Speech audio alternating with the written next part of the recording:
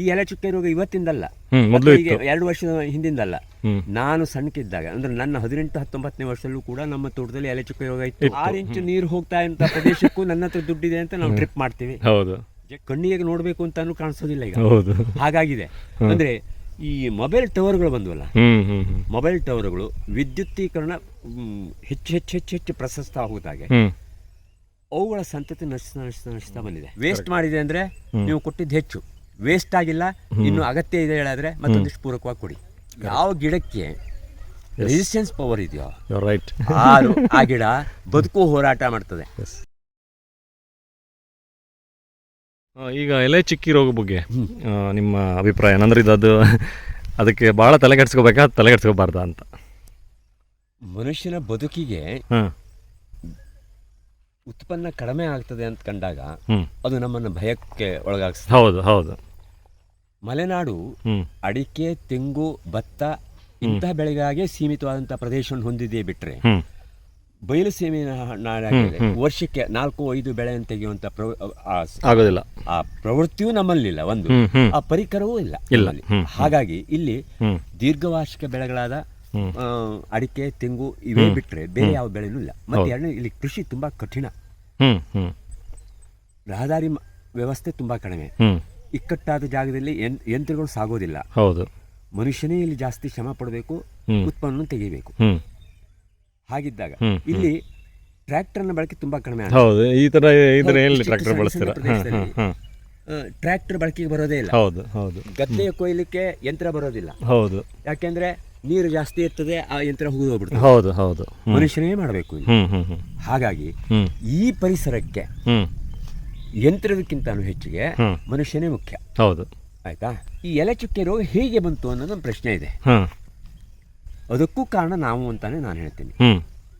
ಆಗಲೇ ಹೇಳಿದೆ, ಅತ್ಯುತ್ಕೃಷ್ಟವಾದಂತಹ ಒಳ್ಳೆಯ ಗೊಬ್ಬರವನ್ನು ನಾವು ಭೂಮಿಗೆ ಹಾಕ್ತಾ ಇಲ್ಲ. ದಿಢೀರನೆ ನಮಗೆ ಬೆಳೆ ಬರಬೇಕು, ಸರ್ಕಾರ ಕೊಡುವಂತ ಪೂರಕ ರಾಸಾಯನಿಕ ಗೊಬ್ಬರ ಏನಿದೆ ಅದನ್ನು ಹಾಕ್ತೀವಿ. ಅದರಿಂದ ಏನಾಗ್ತದೆ ಅನ್ನೊಂದು 10, 20, 30 ವರ್ಷಕ್ಕೆ ಭೂಮಿಯ ಮೇಲ್ಪದರ ಗಟ್ಟಿಯಾಗುತ್ತದೆ ಕಲ್ಲಿನ ಹಾಗೆ. ಆಗ ನಾವು ಏನು ಮೇಲ್ ಹಾಕ್ತೀವಿ ಅದಕ್ಕೆ ಅದನ್ನು ಹೀರ್ಕೊಳ್ಳುವಂತ ಚೈತನ್ಯ ಆ ಸಸ್ಯಕ್ಕೆ ಇರೋದಿಲ್ಲ. ಯಾಕೆಂದ್ರೆ ಆ ಗಟ್ಟಿ ಪದರವನ್ನ ನೂಕೊಂಡು ಬೇರೆ ಒಳಗಡೆ ಕರೆಕ್ಟ್. ಎಲೆ ಚುಕ್ಕೆ ರೋಗ ಬಂದ ಕಾರಣ ಅದೇನೆ. ಈಗ ಅದಾ ಇಲ್ಲಿ ತೋಟದಲ್ಲಿ ಅಡಿಕೆ ಬೆಳೆಗಾರನಾಗಿ ನಾನು ಈ ಮಾತನ್ನು ಹೇಳಬಾರ್ದು. ಯಾಕೆಂದ್ರೆ ಅಡಿಕೆ ಬೆಳೆಗಾರ ನನ್ನನ್ನು ನಾಳೆ ಬೆಳಗ್ಗೆ ಮುಂಜಾನೆ ಬೈಬಹುದೇನೆ. ನಮಗೆ ಆಸೆ ಜಾಸ್ತಿ ಆಗಿಬಿಟ್ಟಿದೆ. ಹೌದು, 1 ಕ್ವಿಂಟಲ್ ಅಡಿಕೆ ಬೆಳಿಲಿಕ್ಕೆ ಬೇರೆ ಬೇರೆ ವಾತಾವರಣದಲ್ಲಿ ಬೇರೆ ಬೇರೆ ಖರ್ಚಿನ ಬಾಬತ್ತೆ ಇದೆ ಅದಕ್ಕೆ. ಆದರೂ ಕೂಡ ಇಲ್ಲಿಯ ಬೆಳೆಗಾರ ಅತ್ಯುತ್ತಮ ಜೀವನವನ್ನ ಮಾಡ್ತಾ ಇದ್ದಾನೆ. ಕಾರಣ ಅಂದ್ರೆ ಶ್ರಮ ಕಡಿಮೆ, ಉತ್ಪನ್ನದ ಬಾಬತ್ತು ಜಾಸ್ತಿ ಇದೆ.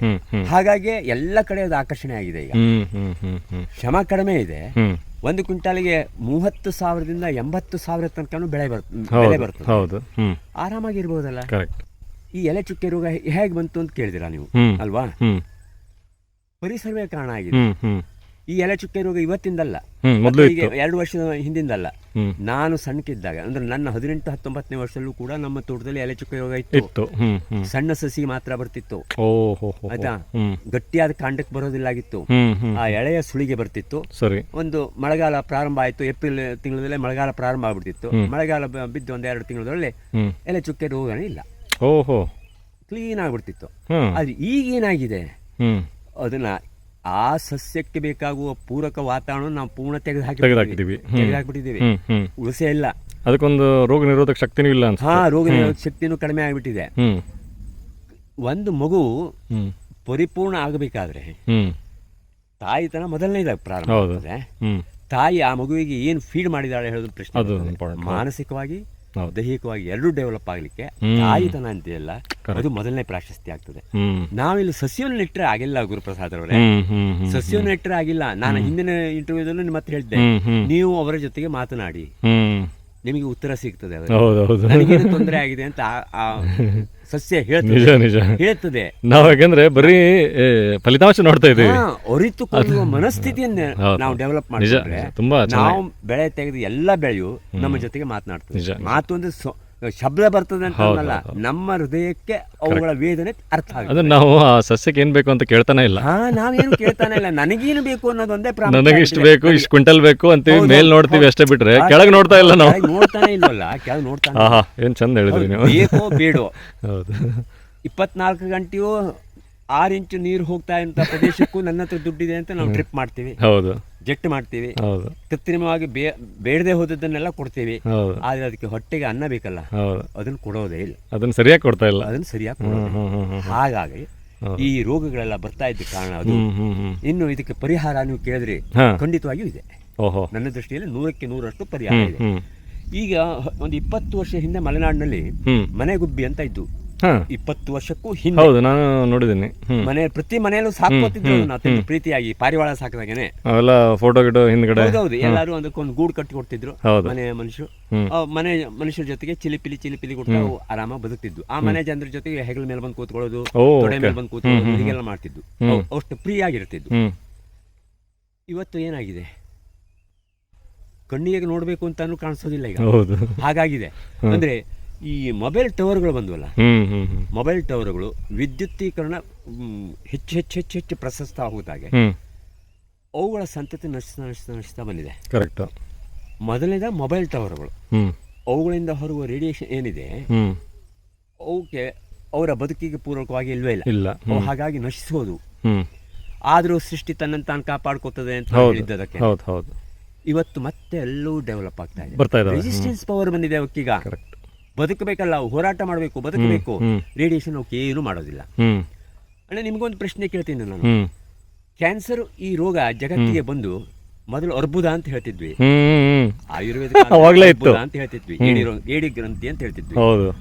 ಈಗಲ್ಲ, ಅದು ಮೊದಲೇ 1000 ವರ್ಷಗಳ ಹಿಂದೂ ಕೂಡ ಇತ್ತು. ಆಯುರ್ವೇದ ಪಂಡಿತರು ಅದಕ್ಕೆ ಒಂದು ಔಷಧಿಯನ್ನು ಹೇಳ್ತಿದ್ರು. ಇವತ್ತು ಕೂಡ ಹಾಗೆ ಇದೆ, ಹಿಂದೆನೂ ಹಾಗೆ ಇತ್ತು. ಈಗ ರೋಗ ಬಂದವರು ಎಲ್ಲರೂ ಬದುಕಿದಾರ? ಎಲ್ಲರೂ ಬದುಕಿಲ್ಲ, ಎಲ್ಲರೂ ಸತ್ತಿಲ್ಲ. ಯಾರು ಸತ್ತಿಲ್ಲ ಅಂದ್ರೆ ಕೆಲವರು ಸತ್ತಿದ್ದಾರೆ. ಯಾರಿಗೆ ರೆಸಿಸ್ಟೆನ್ಸ್ ಪವರ್ ಇದೆಯೋ ಕ್ಯಾನ್ಸರ್ ಇಂದ ಮುಕ್ತ ಆಗಿದ್ದಾರೆ ಅವರು. ಅದಕ್ಕಾಗಿ ಎಲೆ ಚುಕ್ಕೆ ರೋಗ ಕೂಡ ಯಾವ ಗಿಡಕ್ಕೆ ರೆಸಿಸ್ಟೆನ್ಸ್ ಪವರ್ ಇದೆಯೋ ಆ ಗಿಡ ಬದುಕು ಹೋರಾಟ ಮಾಡ್ತದೆ. ಈಗ ನಮ್ಮಲ್ಲಿ ಸಾಮಾನ್ಯವಾಗಿ ಕೃಷಿಕರು ಹೇಳೋದು ಏನು ಹೇಳ್ತಾ ಇದ್ದಾರೆ, ಎಲೆ ಚುಕ್ಕ ಬಂದಿರ್ಲಿ ಬಿಡಿ, ತೊಂದರೆ ಇಲ್ಲ, ನೋಡೋಣ ಅಂತ. ಹೊಟ್ಟಿಗೆ ಎಷ್ಟು ಬೇಕು ಅದಕ್ಕೆ, ಅದನ್ನು ಪೂರಕವಾಗಿ ಹೆಚ್ಚಿಗೆ ಪ್ರಮಾಣದಲ್ಲಿ ಕೊಡಿ. 30ರಷ್ಟು ಕೊಡ್ತಾ ಇದ್ದಿದ್ರಿ, 70ರಷ್ಟು ಕೊಡಿ ಅದಕ್ಕೆ.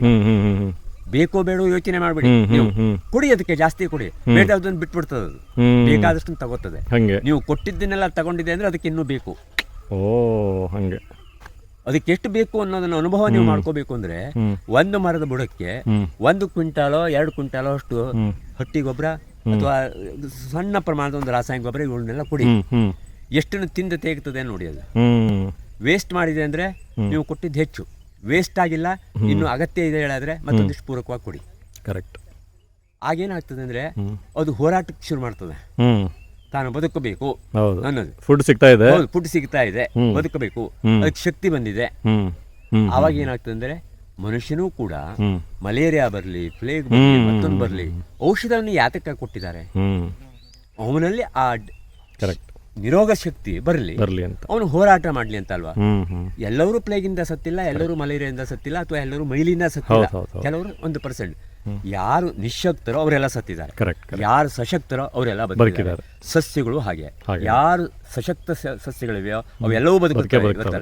ಹಾಗಾಗಿ ಇನ್ನು 10 ವರ್ಷದ ನಂತರ ವಿಜ್ಞಾನವು ಸಾಕಷ್ಟು ಅದಕ್ಕೆ ಕೊಡುಗೆಯನ್ನು ಕೊಡ್ತಾ ಇದೆ.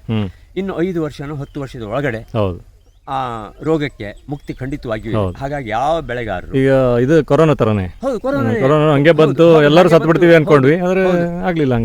ಏನಾಗಿದೆ, ಕೆಲವು ಸತ್ತಿರಬಹುದು, 5% 10% ಹೋಗಿರ್ಬೋದು, ಆಯ್ತಾ.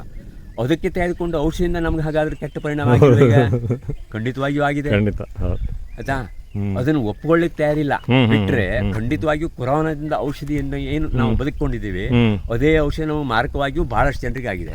ನನಗೆ ಹಾರ್ಟ್ ಅಟ್ಯಾಕ್ ಆಗಿಲ್ಲ, ಆದ್ರೆ ನಮ್ಮ ಪಕ್ಕದ ಮನೆಯವ್ರಿಗೆ ಹಾರ್ಟ್ ಅಟ್ಯಾಕ್ ಆಗಿದೆ, ಅದೇ ರೋಗದಿಂದ, ಅದೇ ಔಷಧದಿಂದ.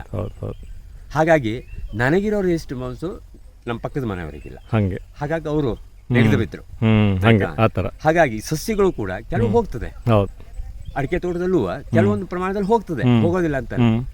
ಹೊಸತಾಗಿ ಸಸ್ಯವನ್ನು ನೆಡಲಿಕ್ಕೆ ಹೋಗಬೇಡಿ ಒಂದು 3 ವರ್ಷ. ಹಾಂ ಹಂಗೆ ಇದ್ದಿದ್ದಕ್ಕೆ ಚೆನ್ನಾಗಿ ಓ ಟ್ರೀಟ್ ಮಾಡಿ, ಇದು ಒಳ್ಳೆ ಚೆನ್ನಾಗಿ ಟ್ರೀಟ್ ಮಾಡಿ, ಹ್ಮ್. ಆಯ್ತಾ. ಹ್ಮ್ ಒಮ್ಮೆಲೆ ಎಲ್ಲ ಬೆಳೆಯನ್ನು ದೋಚ್ಕೊಂಡ್ಬಿಡ್ಬೇಕು ಅಂತ ಟೆನ್ಷನ್ ಆಗಿ ಪ್ಯಾನಿಕ್ ಆಗಿ ಎಲ್ಲಾನು ಬೇಡ, ಅದ್ರ ಅವಶ್ಯಕತೆನೇ ಇಲ್ಲ. ಇರೋದಕ್ಕೆ ಹೊಟ್ಟೆ ಕಿತ್ತು ಎಸೆಯೋದು ಬೇಡ, ಆಮೇಲೆ ಹೊಸದು ಹಾಕೊಂಡು ಹೋಗೋದು ಬೇಡ. ಹೌದು, ಆಯ್ತಾ. ಇರೋದಕ್ಕೆ ಹೊಟ್ಟೆ ತುಂಬಾ ಕೊಡುವ ಪ್ರಯತ್ನ ಮಾಡಿ. ಆಗ ತನ್ನಟಕ್ಕೆ ತಾನೇ ಸೃಷ್ಟಿ ಏನಾಗ್ತದೆ ಅಂದ್ರೆ ತನ್ನ ತಾನು ರಕ್ಷಣೆ ಮಾಡ್ಕೋತದೆ, ಆ ಸಸ್ಯವನ್ನು ಬದುಕಿಸ್ತದೆ. ಓಕೆ. ಹಾಗಾಗಿ ಎಲೆ ಚುಕ್ಕೆ ರೋಗದಿಂದ ಕಂಗಾಲಾಗುವಂತ ಪರಿಸ್ಥಿತಿ ಖಂಡಿತವಾಗಿ ಇಲ್ಲ. ಹೆದರುವ ಅವಶ್ಯಕತೆ ಇದೆ, ಆದರೆ ಮುಂದೊಂದು ದಿವಸ ಇದಕ್ಕೆ ಪರಿಹಾರ ಇದೆ. ಅತಿ ಶೀಘ್ರದಲ್ಲೇ ನೀವೇನು 50 ವರ್ಷ ವೇಟ್ ಮಾಡಿ ಅಂತ ನಾನು ಹೇಳೋದಿಲ್ಲ. ಮುಂದಿನ 5 ವರ್ಷಗಳಲ್ಲಿ ಖಂಡಿತವಾಗಿಯೂ ಇದಕ್ಕೆ ಈ ರೋಗವನ್ನು ತೆಗೆದು ಹಾಕುವಂತ ಒಂದು ಔಷಧ ಬಂದೇ ಬರ್ತದೆ. ಕಾಯಿರಿ ಅದಕ್ಕೆ ಬೇಕಷ್ಟು ಪ್ರಯತ್ನ ನಡೀತಾ ಇದೆ, ವೈಜ್ಞಾನಿಕವಾಗಿ ನಡೀತಾ ಇದೆ. ಒಂದೇ ದಿವಸದಲ್ಲಿ ಆಗೋದಿಲ್ಲ, ಖಂಡಿತವಾಗಿಯೂ ಆಗೋದಿಲ್ಲ. ನೈಸ್.